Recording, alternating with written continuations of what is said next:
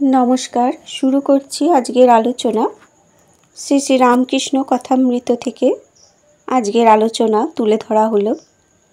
ঠাকুর বলছেন, ঈশ্বর কল্পতরু, যে যা চাইবে তাই পাবে, কিন্তু কল্পতরুর কাছে থেকে চাইতে হয়, তবে কথা থাকে। তবে একটি কথা আছে, তিনি ভাবগ্রাহী, যে যা মনে করে সাধনা করে তার সেই রূপই হয়, যেমন ভাব তেমনি লাভ।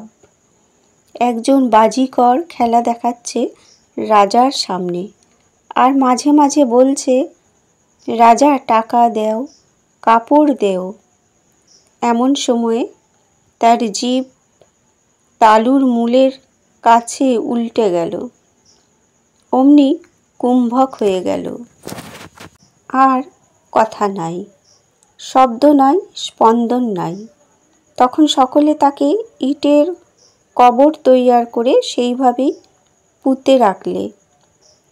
1000 বছর পরে সেই কবর কে খুঁড়েছিল? তখন লোকে দেখে যে একজন যেন সমাধিস্থ হয়ে বসে আছে। তারা তাকে সাধু মনে করে পূজা করতে লাগলো। এমন সময় নাড়াচাড়া দিতে দিতে তার জিভ তালু থেকে সরে গেল। তখন তার চৈতন্য হলো, আর সে চিৎকার করে বলতে লাগলো, লাগ ভেলকি লাগ, রাজা টাকা দেও, কাপড় দেও। আমি কাঁদতাম আর বলতাম, মা বিচার বুদ্ধিতে বজ্রাঘাত হোক। পণ্ডিত বলছেন, তবে আপনারও বিচার বুদ্ধি ছিল? শ্রীরামকৃষ্ণ বলছেন, হ্যাঁ, একবার ছিল। পণ্ডিত বললেন, তবে বলে দিন, তাহলে আমাদেরও যাবে। আপনার কেমন করে গেল? শ্রীরামকৃষ্ণ বললেন, অমনি একরকম করে গেল। ঠাকুর কিছুক্ষণ চুপ করে বসে থাকেন, তারপর আবার বলেন, ঈশ্বর কল্পতরু, তাঁর কাছে থেকে চাইতে হয়, তখন যে যা চায় তাই পায়। ঈশ্বর কত কি করেছেন, তাঁর অনন্ত ব্রহ্মাণ্ড, তাঁর অনন্ত ঐশ্বর্যের জ্ঞান আমার দরকার কি? আর যদি জানতে ইচ্ছা করে, আগে তাঁকে লাভ করতে হয়, তারপর তিনি বলে দেবেন। যদু মল্লিকের কখানা বাড়ি, কত কোম্পানির কাগজ আছে, এসব আমার কি দরকার? আমার দরকার জোশো করে বাবুর সঙ্গে আলাপ করা। তা পগার ডিঙিয়েই হোক, প্রার্থনা করেই হোক, বা দারোয়ানের ধাক্কা খেয়েই হোক। আলাপের পর কত কি আছে একবার জিজ্ঞাসা করলে বাবুই বলে দেয়। আবার বাবুর সঙ্গে আলাপ হলে আমলারাও মানে। কেউ কেউ ঐশ্বর্যের জ্ঞান চায় না। সুরির দোকানে কত মন মদ আছে, আমার কি দরকার, আমার এক বোতলেতেই হয়ে যায়। ঐশ্বর্য জ্ঞান চাইবে কি? যেটুকু মদ খেয়েছে তাতেই মক্ত। ভক্তিযোগ, জ্ঞানযোগ, এ সবই পথ। যে পথ দিয়েই যাও তাকে পাবে। ভক্তির পথ সহজ পথ, জ্ঞান বিচারের পথ কঠিন পথ। কোন পথটি ভালো অত বিচার করবার কি দরকার? বিজয়ের সঙ্গে অনেক দিন কথা হয়েছিল। বিজয়কে বললাম, একজন প্রার্থনা করত, হে ঈশ্বর, তুমি যে কি কেমন আছো আমায় দেখা দাও। জ্ঞান বিচারের পথ কঠিন। পার্বতী গিরিরাজকে নানা ঈশ্বরীয় রূপে দেখা দিয়ে বললেন, পিতা, যদি ব্রহ্মজ্ঞান চাও সাধু সঙ্গ করো। ব্রহ্ম কি মুখে বলা যায় না। রামগীতায় আছে, কেবল তটস্থ লক্ষণে তাঁকে বলা যায়। যেমন গঙ্গার উপর ঘোষপল্লী, গঙ্গার তটের উপর আছে, এই কথা বলে ঘোষপল্লীকে ব্যক্ত করা যায়। নিরাকার ব্রহ্ম সাক্ষাৎকার হবে না কেন? তবে বড় কঠিন, বিষয়বুদ্ধির লেশ থাকলে হবে না। ইন্দ্রিয়ের বিষয় যত আছে রূপ রস গন্ধ স্পর্শ শব্দ সমস্ত ত্যাগ হলে, মনের লয় হলে তবে অনুভবে বোধে বোধ হয় আর অস্তিমাত্র জানা যায়। ঠাকুর আরও বলছেন, তাকে পেতে গেলে একটা ভাব আশ্রয় করতে হবে, বীর ভাব, সখী ভাব বা দাসী ভাব আর সন্তান ভাব।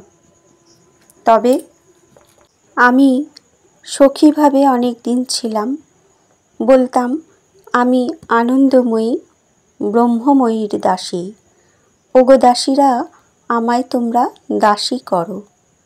আমি গরব করে চলে যাব বলতে বলতে যে আমি ব্রহ্মময়ীর দাসী। ঠাকুর বলছেন, কারু কারু সাধন না করে ঈশ্বর লাভ হয়, তাদের নিত্যসিদ্ধ বলে।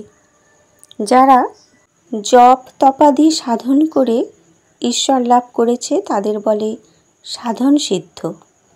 আবার কেউ কৃপা সিদ্ধ, যেমন 1000 বছরের অন্ধকার ঘর প্রদীপ নিয়ে গেলে এক্ষণে আলো হয়ে যায়।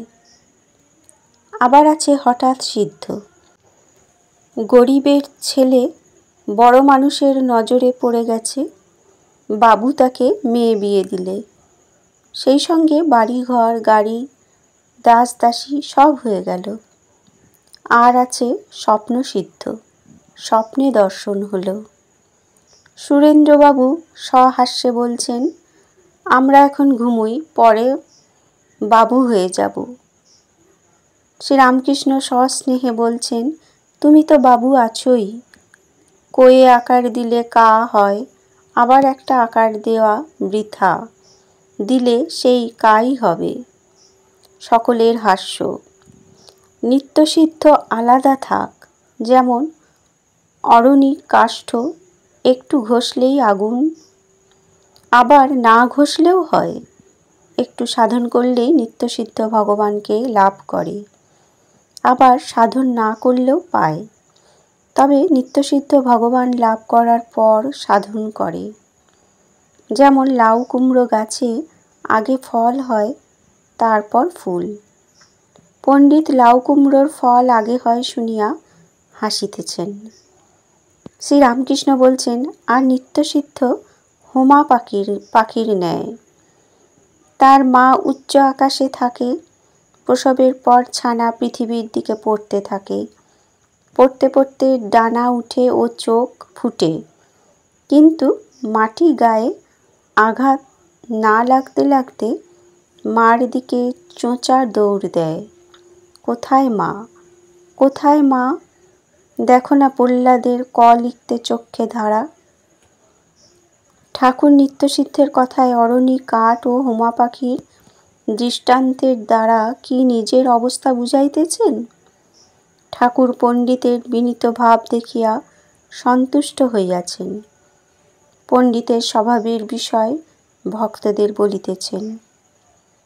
এর স্বভাবটি বেশ, মাটির দেওয়ালে পেরেক পুঁতলে কোনো কষ্ট হয় না। পাথরে পেরেকের গোড়া ভেঙে যায়, তবু পাথরের কিছু হয় না। এমন সব লোক আছে, হাজার ঈশ্বর কথা শুনুক, কোনো মতে চৈতন্য হয় না। যেমন কুমির, গায়ে তরবারির চোপ লাগে না।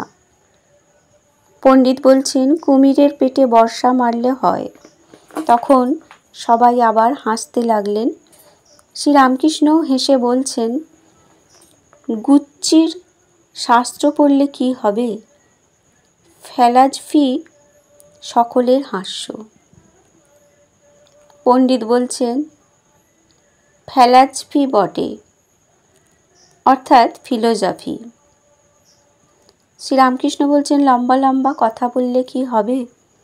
বাণ শিক্ষা করতে গেলে আগে কলা গাছ তাগ করতে হয়, তারপর সরো গাছ, তারপর সলতে, তারপর উড়ে যাচ্ছে যে পাখি। তাই আগে সাকারে মনস্থির করতে হয়। আবার ত্রিগুণাতীত ভক্ত আছে, নিত্য ভক্ত যেমন নারদাদি। সে ভক্তিতে চিন্ময় শ্যাম, চিন্ময় ধাম, চিন্ময় সেবক, নিত্য ঈশ্বর, নিত্য ভক্ত, নিত্যধাম। যারা নীতি নেতি জ্ঞান বিচার করছে তারা অবতার মানে না। হাজরা বেশ বলে ভক্তের জন্যই অবতার, জ্ঞানীর জন্য অবতার নয়। তারা তো সোহহম হয়ে বসে আছে। ঠাকুর ও ভক্তেরা সকলেই কিয়ৎকাল চুপ করিয়া আছেন। এইবার পণ্ডিত কথা কহিতেছেন। পণ্ডিত বলছেন, আজ্ঞে কিসে নিষ্ঠুর ভাবটা যায়? হাস্য দেখলে মাংসপেশি স্নায়ু মনে পড়ে, শোক দেখলে কি রকম মনে পড়ে? শ্রীরামকৃষ্ণ বলছেন, নারায়ণ শাস্ত্রী তাই বলতো, শাস্ত্র পড়ার দোষ, তর্ক বিতর্ক এইসব এনে ফেলে। পণ্ডিত বলছেন, আগে উপায় কি কিছুই নাই, একটু মার্দ? শ্রীরামকৃষ্ণ বলছেন, আছে বিবেক। একটা গান আছে, বিবেক নামে তার ব্যাটারে তত্ত্বকথা তাই শুধাবি, বিবেক বৈরাগ্য ঈশ্বরে অনুরাগ, এই উপায়। বন্ধুরা, আজকের আলোচনা এ পর্যন্তই। ঠাকুর মা এবং স্বামীজির চরণে শত শত কোটি প্রণাম জানিয়ে এবং সকল দর্শক ও শ্রোতা বন্ধুদের আন্তরিক শুভেচ্ছা ভালোবাসা জানিয়ে আলোচনা এখানেই শেষ করলাম। ধন্যবাদ।